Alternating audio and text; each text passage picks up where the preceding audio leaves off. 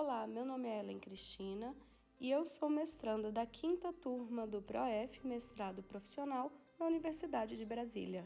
Apresento a vocês hoje a atividade proposta pela disciplina Problemáticas da Educação Física, onde foi solicitado que sistematizássemos todos os conhecimentos tratados durante as 8 semanas de trabalho. O objetivo é descrever e compartilhar um mapa conceitual com os elementos estudados até o momento. Mapa conceitual é uma estrutura gráfica que ajuda a organizar ideias, conceitos e informações de modo esquematizado.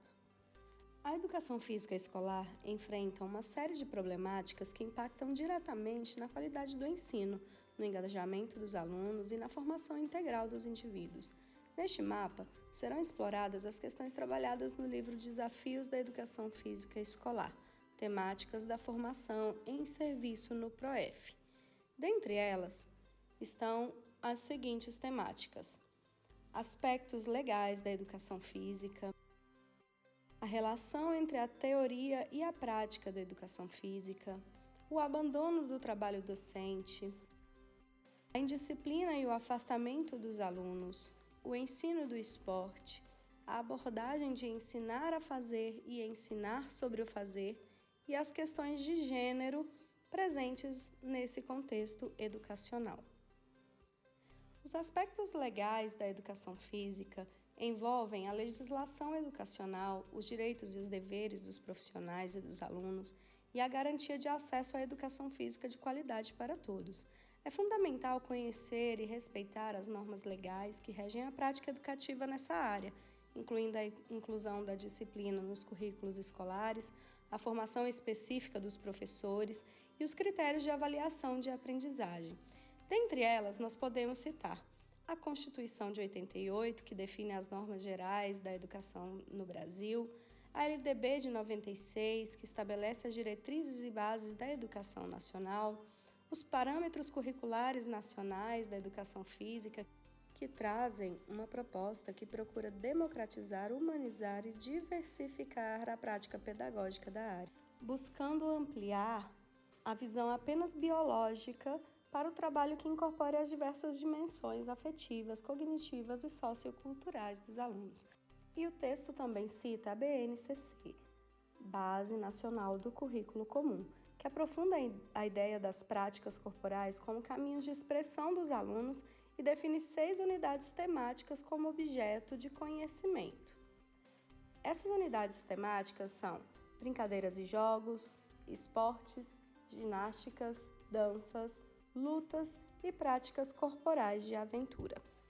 Uma outra lei que é trabalhada no texto é a Lei 10.793, que ainda está em vigor e que, por meio dela, as aulas de educação física passam a ser facultativas não mais a todas as pessoas que estudam no período noturno, mas aquelas que se enquadram em condições indicadas, trabalhadores, pessoas com mais de 30 anos, militares e mulheres com filhos. Portanto, a facultatividade estendeu-se a todos os alunos que se incluem nesse grupo, independentemente do período do dia em que estudam. E essa lei significa avanço ou retrocesso?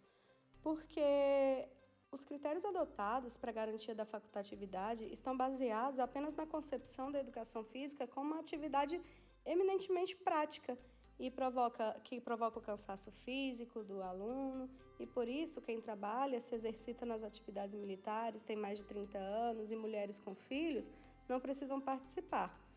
Temos que pontuar aqui que existe um problema de interpretação dessa lei relacionada à frase sendo sua prática facultativa ao aluno. Nesse caso, o que é realmente facultativo? A aula de educação física ou a prática que se exerce na aula? Porque se a resposta for a prática, entendemos então que o aluno, mesmo com dispensa, deve comparecer à aula.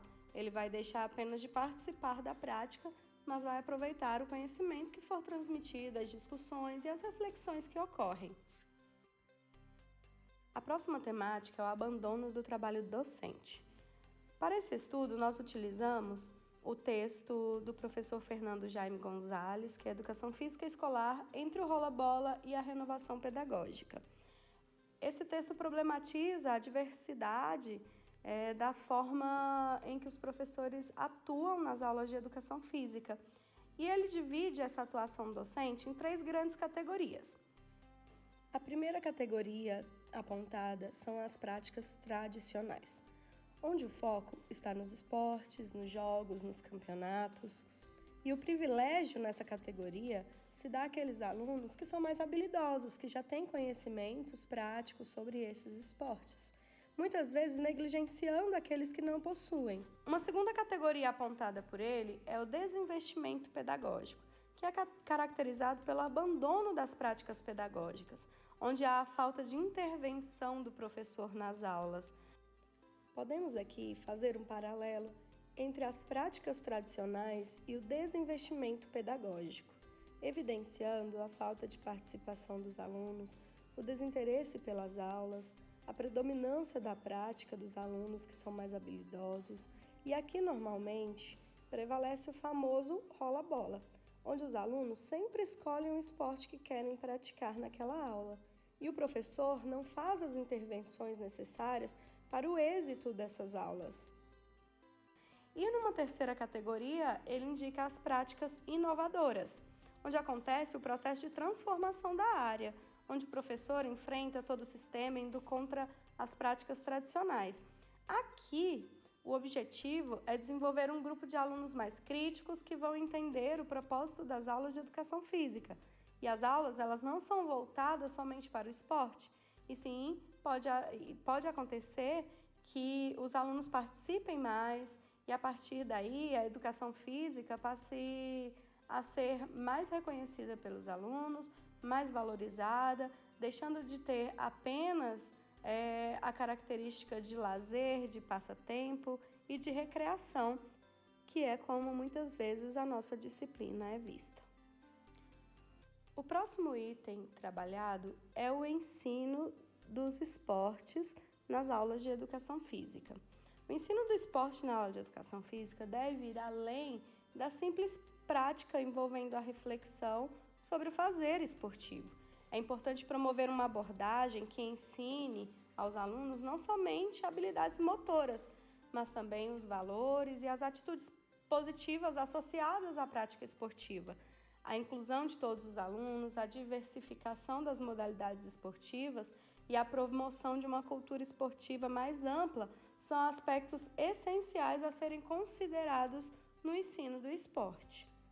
E aqui nós temos alguns desafios, como a necessidade de repensar as práticas pedagógicas, como nós estamos ensinando os esportes aos nossos alunos, e a busca por uma abordagem mais inclusiva, mais crítica e transformadora do esporte.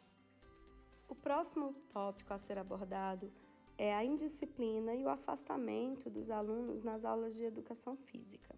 A indisciplina e o afastamento dos alunos são desafios comuns enfrentados pelos professores de educação física. Causas como falta de interesse, problemas de saúde, desconexão com as atividades propostas podem impactar negativamente o ambiente escolar e o aprendizado dos estudantes. E aqui algumas estratégias de enfrentamento são apresentadas, como, por exemplo, o estabelecimento de regras claras, o diálogo e mediação de conflitos, o reforço positivo, a diversificação de atividades, a inclusão de temas relevantes e a promoção de um ambiente acolhedor podem ser estratégias de enfrentamento para que diminua a indisciplina e o afastamento dos estudantes das aulas de educação física. A próxima temática é a relação entre a teoria e entre a prática. É o ensinar a fazer e o ensinar sobre o fazer. A relação entre a teoria e a prática na educação física é fundamental para uma aprendizagem significativa.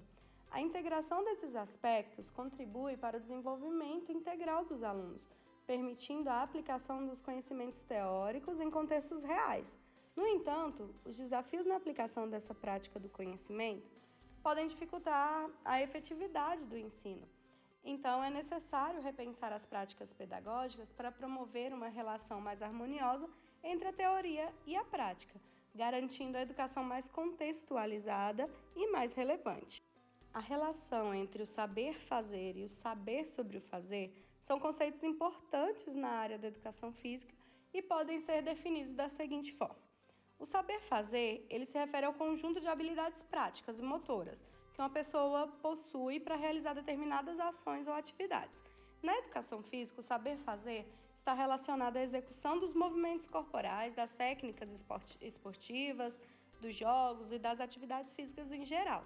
É a capacidade de realizar essas ações físicas de forma eficiente e coordenada.